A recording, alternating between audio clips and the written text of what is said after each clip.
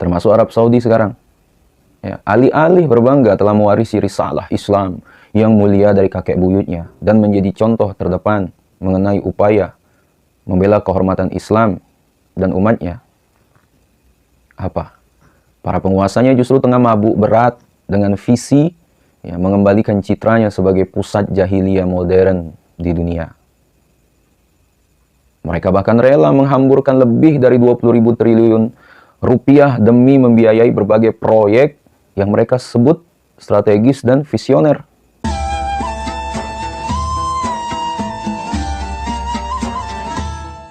Bismillahirrahmanirrahim. Alhamdulillahilladzi an'amana bini'matil iman wal islam. Wa nusalli wa nusallimu ala khairil anam. Sayyidina wa maulana Muhammadin wa ala alihi wa sahbihi ajma'in amma ba'du. Asabiku semua dimuliakan Allah. Pernyataan Randy Finn, anggota Kongres dari perwakilan negara bagian Florida, Amerika, dalam wawancara Fox News soal penggunaan nuklir untuk menghancurkan Gaza, itu cukup menuai kontroversi.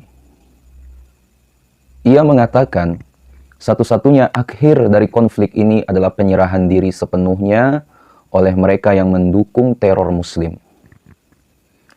Dalam Perang Dunia Kedua, kami tidak menegosiasikan penyerahan diri dengan Nazi.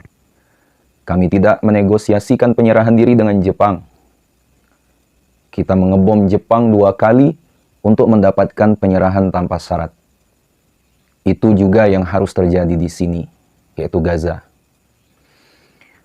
Asabiku semua, pernyataan yang disebut Hamas sebagai hasutan genosida dan pernyataan mengerikan rasis dan fasis tersebut ia sampaikan menyusul penembakan 2 orang pekerja kedutaan negara hoax Zionis di Washington DC sehari sebelumnya.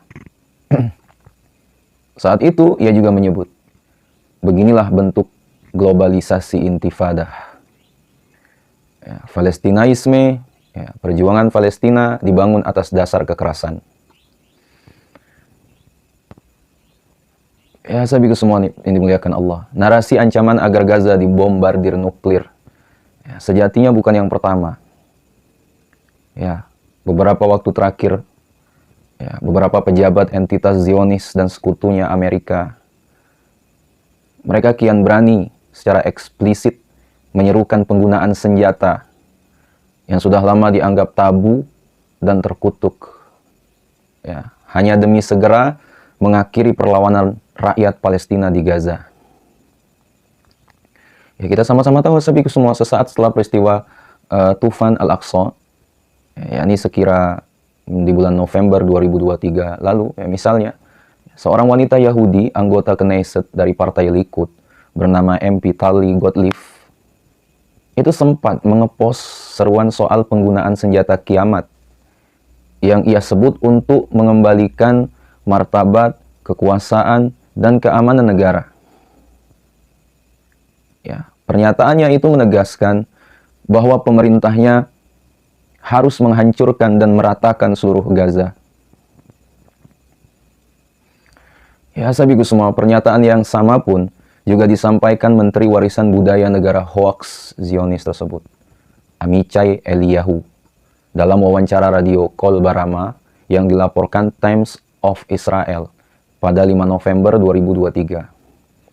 Ia mengatakan bahwa penggunaan senjata nuklir di Gaza adalah salah satu kemungkinan. Pernyataan ini ia ulang pada Januari 2024, sebagaimana dilaporkan Middle East Monitor. Ia kembali mendesak agar pemerintahnya mencari cara yang lebih menyakitkan daripada kematian untuk mengalahkan warga Gaza dan menghancurkan moral mereka, seperti yang dilakukan Amerika terhadap Jepang. Adapun politisi Amerika yang pernah menyampaikan seruan serupa sebelum Randy Finn adalah Tim Walberg, yang merupakan anggota partai Republik lainnya dari wilayah Michigan. Ia menyampaikan pernyataan soal pemusnahan Gaza dalam sebuah rapat umum pada 25 Maret 2024. Saat itu ia mengatakan, selesaikan dengan cepat. Juga mengatakan, itu harus seperti Nagasaki dan Hiroshima. Ya, sahabatku semua, sejalan dengan Wahlberg, Senator Lindsey Graham dari Carolina Selatan, Amerika Serikat, juga melontarkan pernyataan yang sama. Saat ditanya dalam wawancara di acara Meet the Press, ya, NBC News, soal penggunaan nuklir di Gaza. Ia mengatakan, mengapa Amerika Serikat boleh menjatuhkan 2 bom nuklir di Hiroshima dan Nagasaki untuk mengakhiri perang yang mengancam eksistensi mereka? Mengapa kami boleh melakukan itu? Saya pikir itu boleh. Ia lalu menambahkan, jadi Israel lakukan apapun yang harus kalian lakukan untuk bertahan hidup sebagai negara Yahudi. Apapun yang harus kalian lakukan. Azabiku semua dimuliakan Allah. Semua pernyataan tersebut memang telah menimbulkan kemarahan yang meluas di Amerika, bahkan dunia. Ya. Selain karena narasi penggunaan nuklir dipandang sebagai sebuah kemunduran dan pelanggaran terhadap kesepakatan internasional. Ya. Sebagian pihak melihat ini sebagai bagian dari dehumanisasi yang makin meluas terhadap warga Palestina. Hanya saja saat itu tidak ada satupun yang mencabut resmi pernyataan mereka. Bahkan pada kenyataannya, sekalipun bom nuklir belum digunakan di Gaza, tetapi dampak serangan pihak Zionis di sana sudah jauh melebihi penggunaan bom nuklir di Nagasaki dan Hiroshima. Ya, sahabatku semua, sebagian pengamat menyebut efeknya lebih dari 7 kali lipat.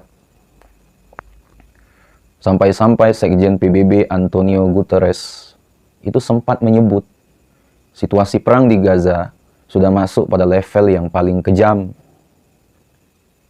Ya, sahabatku semua, betul ya, bahwa jumlah korban belum menyamai korban nuklir Jepang yang mencapai 140.000 kasus kematian.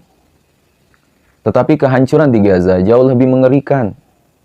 Ya, Kementerian Kesehatan Gaza itu menyebutkan, ya, korban syahid di Gaza itu sudah mencapai 53.901 orang dan 1.523 orang lainnya luka-luka. Ya, data ini belum termasuk puluhan ribu warga yang hilang dan jutaan warga yang kehilangan tempat tinggal. Mereka hidup di tengah blokade penuh yang menyebabkan Gaza mengalami krisis pangan, krisis air, ya, krisis air bersih, energi, obat-obatan, ya, fasilitas kesehatan, sekolah, dan lain-lain. Ya, sahabatku semua, jangan lupa bahwa negara hoaks Zionis juga merupakan negara pemilik nuklir, meski kondisinya dirahasiakan. Dan luar biasanya lagi, mereka pun selalu mendapat dukungan penuh dari Amerika, baik berupa dukungan politik, ekonomi, maupun persenjataan. Ya, sahabatku semua, oleh karenanya situasi yang lebih mengerikan bukan tidak mungkin terjadi pada waktu-waktu mendatang. Ya. Terlebih, entitas Zionis punya mimpi yang tidak tergoyahkan, yakni ingin membumi hanguskan Gaza dan merebut paksa Palestina secara keseluruhan. Visi ini bahkan sudah mendarah daging di tubuh setiap warganya. Ya. Hal ini diantaranya tampak dalam nyanyian-nyanyian mereka, ya, selama pawai bendera tahunan itu di gerbang Damaskus, ya, di Yerusalem. Saat itu, ya, mereka meneriakkan yel-yel, Gaza adalah milik kita, matilah orang-orang Arab. Semoga desa-desa mereka, ya, suafat, terbakar. Serta teriakan, mari kita ratakan Gaza dengan tanah. Ya, sahabatku semua dimuliakan Allah. Mirisnya, situasi ini terus berjalan di tengah sikap para penguasa muslim dunia yang seakan tuli buta. Ya, mereka benar-benar tega menutup mata dan telinga atas penderitaan warga Gaza yang kian hari kian mengenaskan. Ya, kalaupun ada reaksi, ya mereka hanya mencukupkan diri dengan bantuan ala kadarnya. Ya kan? Disertai apa? Disertai basa-basi retorika demi sekedar menutup aib tentang lemahnya posisi politik mereka di hadapan Zionis dan sekutunya, Amerika. Sabi ke semua, adapun apa yang disebut sebagai ukhuwah Islamiyah atau persaudaraan karena akidah, tampaknya sudah hilang dari kamus mereka. Mereka benar-benar dibutakan oleh sekat kebangsaan dan ketaatan kepada sekutu-sekutu barat, khususnya Amerika. Ya, maklum, kekuasaan mereka begitu bergantung kepada barat, yang selama ini telah menyokong tegaknya singgah-sana kekuasaan mereka. Ya, sekaligus siap menjaga kelangsungan dinastinya, tentu dengan bayaran yang tidak murah, ya, berupa penyerahan kedaulatan dan seluruh potensi sumber dayanya. Ya, sabiku semua, itulah pula yang membuat mereka rela berkhianat pada kaum muslim Palestina dan dunia. Mereka tidak malu untuk tunduk pada arahan Amerika yang menginginkan agar mereka berdiri di sisi Zionis dan menormalisasi hubungan dengannya. Ya, mereka alih-alih menolong Gaza dengan kekuatan politik dan senjata yang dipunya, justru apa? Berbondong-bondong pergi meninggalkannya. Ya. Sebagian mereka bahkan tengah berasyik masuk dengan ambisi liberalisasi dan kebablasan, juga atas arahan Amerika. Termasuk Arab Saudi sekarang. Ya, alih-alih berbangga telah mewarisi risalah Islam yang mulia dari kakek buyutnya dan menjadi contoh terdepan mengenai upaya membela kehormatan Islam dan umatnya. Apa? Para penguasanya justru tengah mabuk berat dengan visi mengembalikan citranya sebagai pusat jahiliyah modern di dunia. Mereka bahkan rela menghamburkan lebih dari 20.000 triliun rupiah demi membiayai berbagai proyek yang mereka sebut strategis dan visioner. Ya. Padahal sejatinya merupakan proyek bancakan bagi para penguasa multinasional asal Amerika. Mereka pun lupa pada identitas Arab dan kemuslimannya, hingga tanpa ragu membuka lapak-lapak kemaksiatan secara legal. Mulai dari panggung-panggung hiburan para artis internasional, serta membiarkan produk-produk khamar meracuni kemurnian generasi penerus peradaban bangsanya. Ya, sabiku semua, oleh sebab itulah memperhatikan kondisi para penguasa Arab hari ini itu memang sangat menyedihkan. Ya, peran mereka itu makin jauh dari apa yang diinginkan oleh Islam. Ya, mereka bahkan dengan sadar memilih berselisih dengan Islam, sehingga sulit mengharapkan mereka akan memimpin perlawanan atas semua kezaliman. Ya, termasuk yang menimpa umat Islam di Gaza. Ya, sabiku semua, padahal saat musim semi Arab, Arab Spring terjadi 2011 lalu, banyak yang berharap para penguasa Arab akan bangkit dari posisinya sebagai negara terjajah.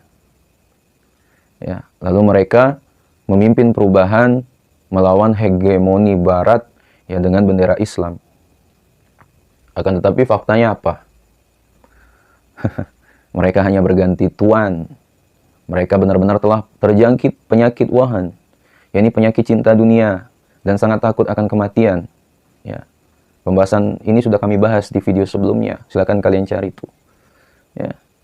Adapun penguasa muslim dunia lainnya, lebih tidak bisa diharapkan. Mereka tampak garang di permukaan saja, padahal tangan dan kaki mereka terbelenggu oleh apa yang disebut dengan kepentingan nasional. Dan berbagai kesepakatan atau undang-undang internasional.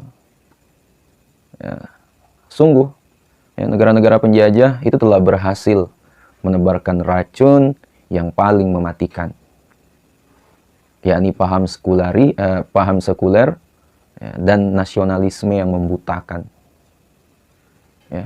Kedua paham inilah yang telah mengubah semuanya. Ya, mereka yang dahulu kuat karena disatukan oleh satu kepemimpinan Islam, kini apa? Kini kita tercerai-berai menjadi puluhan negara bangsa yang lemah dan didikte kekuatan besar. Mereka yang dahulu mulia karena Islam justru terhina dan terjajah lantaran berani mencampakkan Islam sebagai undang-undang kehidupan. Terakhir, asabiku semua, pertanyaan kami adalah, sampai kapan? Ya, asabiku semua dimuliakan Allah. Jadi mungkin itulah Pak kami sampaikan ya pada pembahasan kita kali ini. Sekiranya video ini bermanfaat, jangan lupa share pada orang kita cintai, dan juga jangan lupa share ke akun media sosial kalian yang lainnya, ya agar jauh lebih bermanfaat lagi. Wallahu a'lam. Assalamualaikum warahmatullahi wabarakatuh.